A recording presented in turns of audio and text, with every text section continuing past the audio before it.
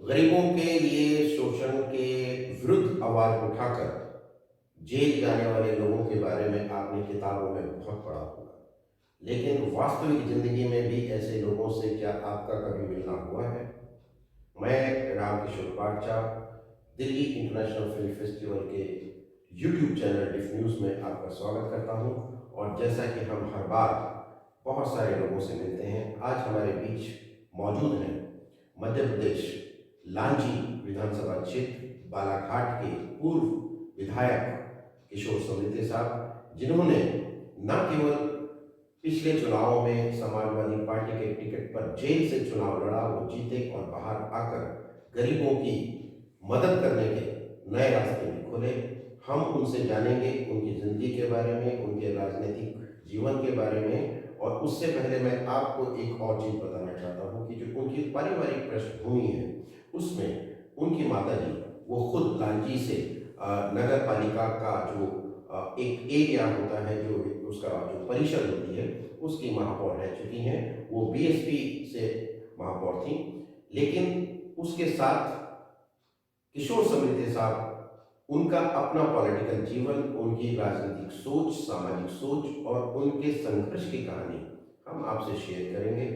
किशोर समृद्धि साहब, बहुत बहुत स्वागत है आपका डिफ न्यूज़ के इस चैनल में, दिल्ली इंटरनेशनल फिल्म फेस्टिवल के डिफ न्यूज़ चैनल में। सबसे पहले तो हम आपसे ये जानना चाहेंगे, और जितनी खबर हम तक पहुंची है वो ये कि आप समाजवादी पार्टी के चुनाव टिकट पर चुनाव लड़ चुके हैं, और उसके बाद अब आप खुद अपनी एक राजनीतिक पार्टी जो है वो बनाने जा रहे हैं। तो ये समाजवादी पार्टी से चुनाव लड़ने के बाद और जीतने के बाद, पूर्व विधायक बनने के बाद, अपनी नई पार्टी बनाने के विचार के साथ इस बार मैदान में क्यों है? और दूसरी बात, अब तो चुनाव हो चुके हैं, तो अभी किस चीज की तैयारी हो रही है? देखिए, हमारे जिस इलाके से मैं चुनाव जीत के आता हूँ वो पूर्णतः नक्सली प्रभावित क्षेत्र है।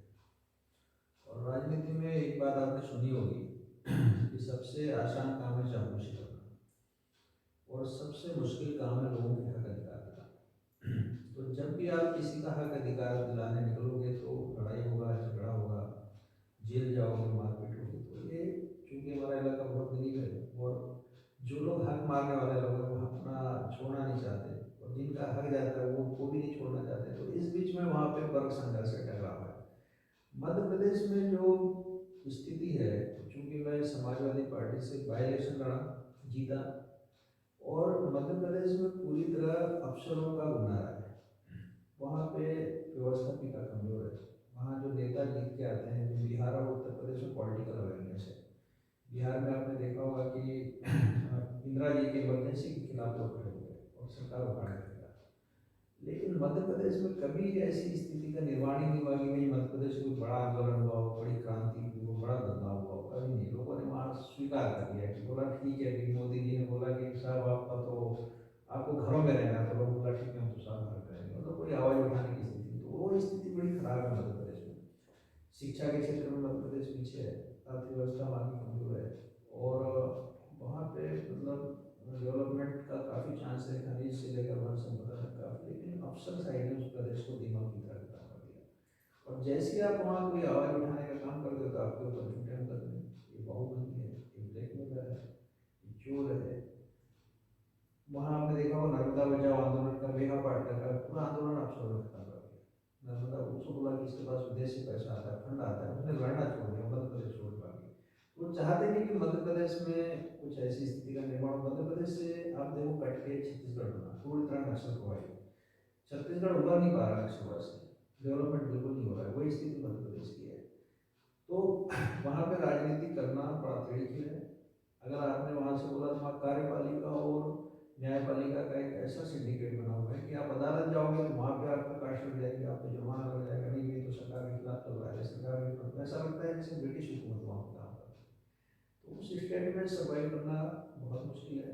और इसलिए मध्य प्रदेश से आपने कभी देखा, अटल जी हमारे यहाँ पे देश के प्रधानमंत्री बने, लेकिन वो भी आप देखो तो जब अटल जी जिस प्रदेश से भारत के प्रधानमंत्री बने तो उसको उस प्रदेश में 18 लोगों ने 18 सीटें मिली, 30-31 सीटों का लोकसभा। हमारे देश का, हमारे प्रदेश का प्रधानमंत्री बन रहा है, हमें इस बात की खुशी होनी चाहिए।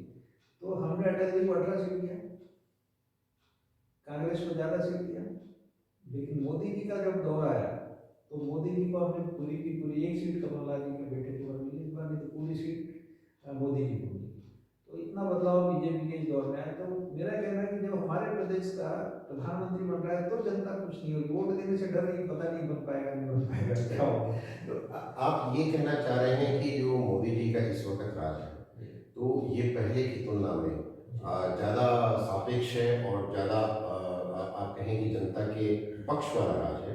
और दूसरी एक बात और जो आपने बीच में कही कि मध्य प्रदेश जो है उसमें आदिवासी इलाके भी आते हैं और छत्तीसगढ़ का इलाका जो है वो नक्सलवादी क्षेत्र, प्रभावित क्षेत्र है, तो एक चुनौती तो रहती है वहाँ पर। लेकिन जैसा आपके बारे में कहा जाता है कि अगर आपने वहाँ सच्चाई के साथ खड़े होकर लड़ाई लड़ी तो या तो आपको बाहुबली कहा जाएगा या दबंग नेता कहा जाएगा। लेकिन दबंग नेता और बाहुबली में तो फर्क है, ये बहुत फर्क होता है कि बाहुबली दो तरह से और दबंग नेता दो तरह से गिना जाता है। एक तो जो नेगेटिव गुंडा टाइप के जो लोग होते हैं, अपराध से जिनका जीवन जुड़ा होता है। एक बाहुबली दबंग नेता वो होता है जो सही मायनों में मदद के लिए सामने आता है। बट आपको बाहुबली दबंग नेता कह करके जो है जेल में डाल दिया गया। और अब आप ये कह रहे हैं कि उस राज में जिसके टिकट पर आप चुनाव लड़े आपके साथ ये हुआ, लेकिन अब बीजेपी के राज में जो हालात हैं वो सुधरे हैं। तो ये जो सिचुएशन आई है इसको आप कैसे देखते हैं, और खासतौर से इस दौर में जब ये चुनावों का माहौल जो है अलग अलग राज्यों में चल रहा है? देखिए, मैं आपसे बात बोलना चाहता हूँ कि देश में काफ़ी लंबे समय तक कांग्रेस ने राज किया। इंदिरा जी आई, इंदिरा जी ने इमरजेंसी लगाई, लोगों ने इमरजेंसी के खिलाफ बगावत किया, प्रशासनिक अराजकता के खिलाफ लोगों ने नसबंदी से लेकर पता नहीं कौन कौन सी उनकी पॉलिसी थी, लोगों ने बगावत कर दिया। उसके बाद फिर लंबा समय चला मनमोहन सिंह जी का। मनमोहन सिंह जी के कार्यकाल में कांग्रेस ने सबसे बड़ी गलती ये की कि मनमोहन सिंह एक नौकरशाह थे और मनमोहन सिंह राज्यसभा से प्रधानमंत्री थे।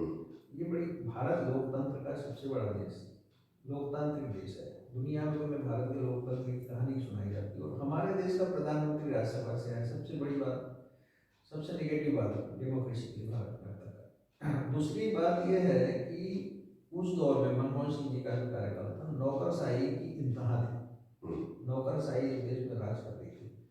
तो जनता को लगा कि इस नौकरशाही का जवाब लोकतंत्र ही हो सकता है। उसी बीच हमारे देश में सबसे ज्यादा बोलने वाला आदमी आ गया मोदी जी। मोदी जी ने बोला कि मनमोहन सिंह ने गलत किया, मनमोहन सिंह ने गलत किया। फिर एक SY-6 का मैटर हुआ, उसमें इनके खिलाफ मामला चला था। दूसरा ईश्वर जहाँ कौशल और सोहरावर्दी काउंटर में कांग्रेस सरकार बिल पड़ी थी, अमित शाह और नरेंद्र मोदी को लेकर। तो लोगों को लगा कि ये आदमी सरकार के भी खिलाफ लड़ रहा है और अमेरिका ने उनके वीजा पे रोक लगा दी, तो लगा कि ये आदमी तो ओसामा बिन लादेन से भी तेज अमेरिका से घबराता है। तो लोगों को लगा कि इसको प्रधानमंत्री बनाना चाहिए। तो लोगों को लगा कि हमारी बात करता है, हमारी बात करता है, इसकी जबान से जनता की आवाज़ निकलती है। तो लोगों ने उसको जन नेता बना के प्रोजेक्ट किया। और वो एक ऐसा दौर था जब मनमोहन सिंह की सरकार coal block government 2G spectrum में पूरे देश में करप्ट गवर्नमेंट के रूप में बदनाम हो चुकी थी और जनता ने उसको उखाड़ लिया।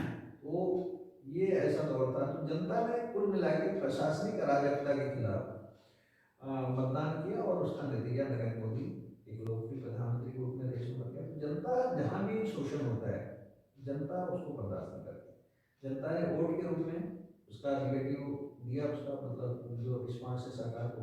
और भारत में एक बड़ी चीज़ है कि भारत की जो नौकरशाही है ये अंग्रेजों द्वारा बनाई गई। तो ये नौकरशाह और जो सरकार है इस देश में अंग्रेज पैदा करते हैं और जनता, चूंकि जनता ने अंग्रेजों के खिलाफ लड़ा है और उसने क्रांतिकारी और नेता पैदा किए, तो इसलिए भारत के लोकतंत्र में क्रांतिकारी और नेता पैदा होते हैं। तो यहाँ दो तरह का अपोजिट है। सरकार जो है नौकरशाह के माध्यम से अंग्रेज पैदा करती है, दलाल पैदा करती है, चापलूस पैदा करती है। तो सरकार है, लेकिन सर्वाधिक सरकारें भारत में चापलूसों को पसंद करती है, जबकि सत्ता और जनता में टकराव होना चाहिए। क्योंकि जनता यदि चापलूस हो जाएगी तो सरकार तो मतलब जो मन में आएगा वो करेगी। सरकारों को आप देखोगे कि कवियों के सम्मेलन में भी यदि आपकी निंदा हो जाए तो बोला इसने ID का नोटिस दे, ये कोई तरीका नहीं साहब। आप तो सुनो ना, अपनी आलोचना सुनो। मोदी जी में एक बड़ी अच्छी बात मुझे लगती है, भारत के प्रधानमंत्री छोटे परिवार के हैं। मैं भी टीचर का बेटा हूँ, मेरा तो रहने का नहीं है।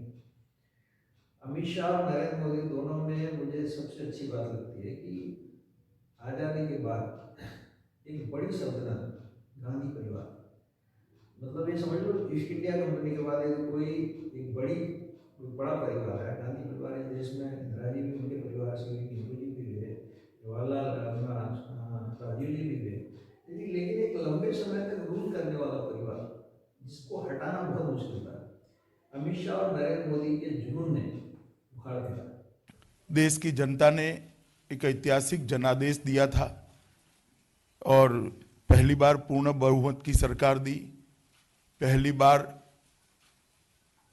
नॉन कांग्रेस पार्टी का, भाजपा का पूर्ण बहुमत का सरकार बना। किशोर साहब, आपने अभी मोदी जी का जिक्र किया और सत्ताओं के बदलने की बात की, और एक सबसे बड़ी बात ये कि जनता और सत्ता के बीच एक संबंध जो है वो स्थापित होना चाहिए, सहमति का भी और विरोध का भी। लेकिन बदलाव की और आंदोलन की और क्रांति की जो आप बात कर रहे हैं, ये माना कि मोदी जी के आने से बदलाव हुआ, लेकिन आप ये भी देखेंगे एक राजनेता होने के तौर पर कि उनके आने से एक जो सांप्रदायिक प्रेशर था समाज पर, वो भी अपने आप बढ़ गया। जहाँ तक हम समझते हैं, जो वर्तमान सरकार है उसने कभी भी धर्म या संप्रदाय के खिलाफ कभी कोई बात नहीं की है। जो सबसे ज़्यादा डर था इस्लाम और हिंदुत्व को लेकर के, उसके बारे में कभी इन लोगों ने खुल के कुछ नहीं कहा है, और ना ही मेरा ख्याल है कि किसी मुसलमान को कोई तकलीफ पहुंची है। लेकिन ये जो गैप आया बीच में, और ख़ासतौर से आप देखिए चुनावी जो माहौल है, इस चुनाव के माहौल में ये विवाद जो है, हिजाब का विवाद है, बुर्के का विवाद है, और 20 और 80 के आंकड़े का विवाद है, ये अपने आप जैसे खड़े हो गए। तो मोदी जी के आने से इन विवादों को भी हवा नए नए तरीकों से मिली है। तो एक राजनेता होने के नाते आप इसके बारे में क्या सोचते हैं कि ये सही है? क्या वास्तव में ऐसा हुआ है, या सिर्फ ये एक चुनावी हवा होती है, और जो वर्तमान समय में चुनावी माहौल अभी चल रहा है उसके बारे में आपका नजरिया क्या है? देखिए, बड़ा एक थोड़ा सा लंबा रहेगा बात। अपने भारत का तिरंगा देखा है, भगवा है, केसरिया है, सफेद है, हरा है, ये भारत के कल्चर को दिखाता है, राष्ट्रीय ध्वज है अपना। भगवा हमारा हिंदुत्व है, हरा उससे अपोजिट कल्चर का है, और सफेद उनका है जो इन दोनों में नहीं है। और एक लाइन आपसे बता रहा हूँ, धर्म, जाति और भाषा में बटा हुआ देश कभी तरक्की नहीं करता, लेकिन भारत की लोकतांत्रिक व्यवस्था में आपने देखा होगा सर्वाधिक इलेक्शन या तो जातिगत व्यवस्था पे होती है, धार्मिक व्यवस्था पे होती है। तो इस दोनों को, इन चीज़ों को ढाकने के लिए आपने देश के ऊपर एक मुखौटा रखा कि हम सेकुलर कंट्री हैं, जबकि सेकुलर नहीं है। मुसलमान घर से निकलता है, वोट उसे किसे किससे देना है, पुराना हाथ में लेके कसम खा के निकलता है कि मैं बीजेपी को वोट दूंगा, फिर वो चाहे जिसको। हमारा जो हिंदू है वो किसी को भी वोट दे देता है, वो मायावती को भी वोट दे देता है, वो मुलायम सिंह जी को भी दे देता है।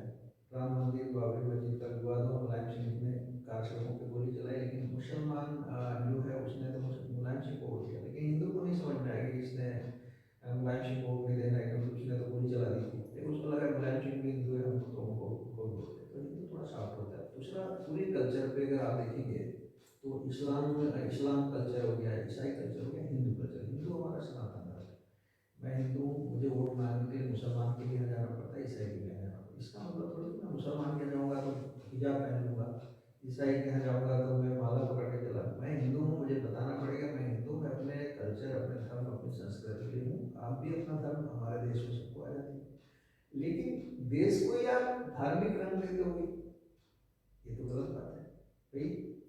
धर्म जो होता है घर के भीतर, घर के बाहर देश। आप चौराहे पे नमाज पढ़ रहे हो, सड़क पे नमाज पढ़ रहे हो, बस के केबिन पे नमाज पढ़ रहे हो, कहीं कोर्ट में पता चला कि सीबीआई आ रहा है तो उसके सामने नमाज पढ़ रहे, तो अच्छा है कि संसद में जो कुछ मुस्लिम सांसद हैं वो संसद के भीतर नमाज नहीं पढ़ो। धर्म, आप नमाज पढ़ो, मस्जिद में पढ़ो। हमारे लोग भी मंदिर में पूजा करने जाते हैं, हमारी हिंदू महिलाएं भी गेट के सामने घूमटा डालती है, लेकिन ऐसा नहीं कि घूमटा लेके वो स्कूल में चली जाती है, हमारे यहाँ से कॉलेज में चली जाती है, ऐसा नहीं है। हमारे यहाँ भी तो प्रथा है ना, बड़े छोटों का लिहाज है, हमारे महिलाएं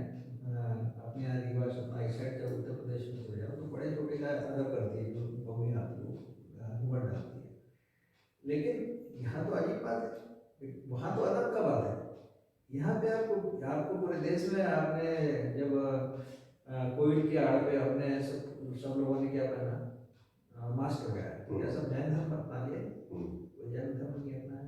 नहीं, उस समय भी किशोर साहब ये कहा गया है कि कुछ जो मौलाना थे या मुस्लिम समुदाय के जो नेता किस्म के जो होते, उन्होंने कहा देखिए साहब हमारे मास्क तो शुरू से ही हम लगाए हुए हैं, तो अब आप हमें फॉलो कर रहे हैं। जबकि वो तो महामारी है, वैश्विक एक महामारी है, और उसमें अपनी सुरक्षा की दृष्टि से पूरी दुनिया को वो अपनाना पड़ा। तो इस तरह के जो ये धार्मिक उन्माद के जो बयान आते हैं, या हमारे यहाँ जैसे ओवैसी हैं, वो अपने आप को मुसलमानों का बड़ा नेता मानते हैं, और आप चूँकि समाजवादी पार्टी से जुड़े रहे हैं, तो समाजवादी पार्टी की जो है वो मुस्लिम जो मतदाता हैं उनके जो बहुल इलाके हैं उनको ज़्यादा फेवर में रखकर ये सोचती है कि शायद हम इनके लिए अच्छा कहेंगे तो ये हमें वोट देंगे। अच्छा होता है कि नहीं होता है वो एक अलग चीज़ है। अब इस चीज़ को अगर हम देखें तो इस समय जो योगी की सरकार है उत्तर प्रदेश में, तो उन्होंने ये नहीं देखा कि मैं मुसलमानों को गैस दे रहा हूँ या मैं हिंदुओं के घर में शौचालय बना रहा हूँ, उन्होंने सबके लिए दिया है। तो ये जो धार्मिक उन्माद के चलते या बयानबाजी के चलते जो विघटनकारी ताकतें उभर के सामने आ जाती हैं और जिससे देश को नुकसान होता है, तो ये क्या सही है? देश को पहले रखकर लोग देखना बंद क्यों कर रहे हैं? अपने आप को पहले रखकर देखना क्यों शुरू हो रहा है?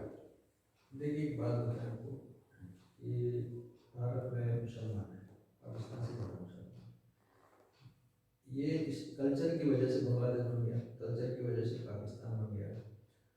इससे ज़्यादा ये लोग चीन में भी है, सिक्किम में चाइना ने इसी कल्चर को लेके इनके ऊपर बड़े दमनकारी नीति अपनाई, किसी के मुँह से आवाज़ नहीं होती। अमेरिका में भी मुसलमान है, वहाँ कोई आवाज़ नहीं करता, रशिया में मुसलमान वहाँ, लेकिन भारत क्या है, थोड़ा सा लिबरल है। मेरा कहना है कि आपको मुस्लिम पर्सनल लॉ और कुरान से भराना, कुरान आपका धार्मिक ग्रंथ है, हम सब लोग सम्मान करते हैं उसका, लेकिन धर्म, फिर मैं बार बार कहता हूँ, धर्म घर के भीतर, देश जैसी सड़क पे आया तो देश आपके लिए महत्वपूर्ण होना चाहिए। तो जो आपका भारत में ओवैसी साहब दूसरे जिंदा बनना चाहते हैं, आप दूसरे जिंदा बनना ठीक है, दूसरे जिंदा बन जाओ, लेकिन दूसरा पाकिस्तान तो नहीं बनेगा देश में।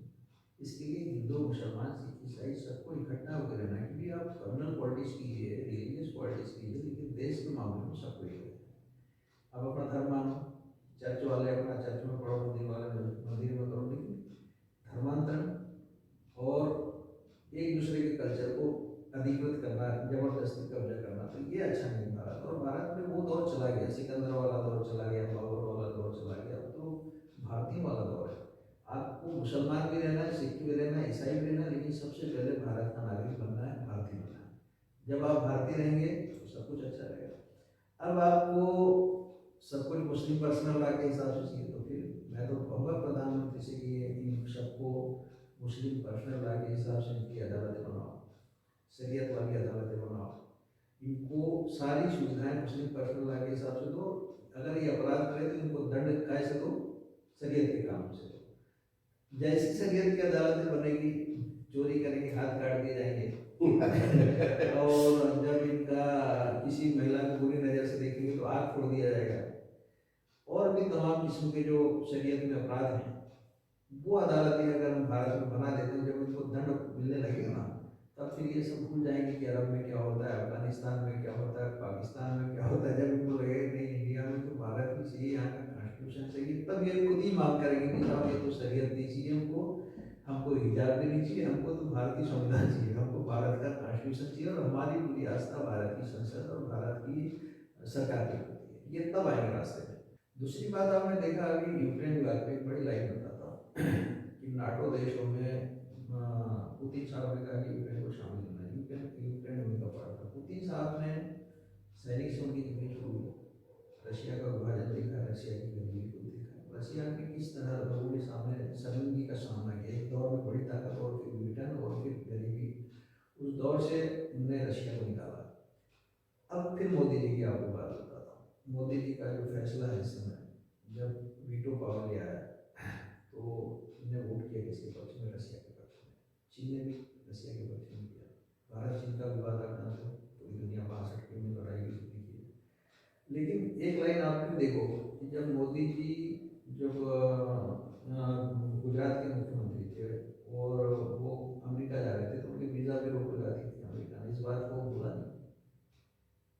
चाहते तो अभी अमेरिका के साथ नमस्ते ट्रंप और नमस्ते बाइडेन कई बार बोला, लेकिन उसने अपनी बात नहीं बोला। उसने अपनी सही वक्त भी दिखाया कि मैं कहाँ पे हूँ।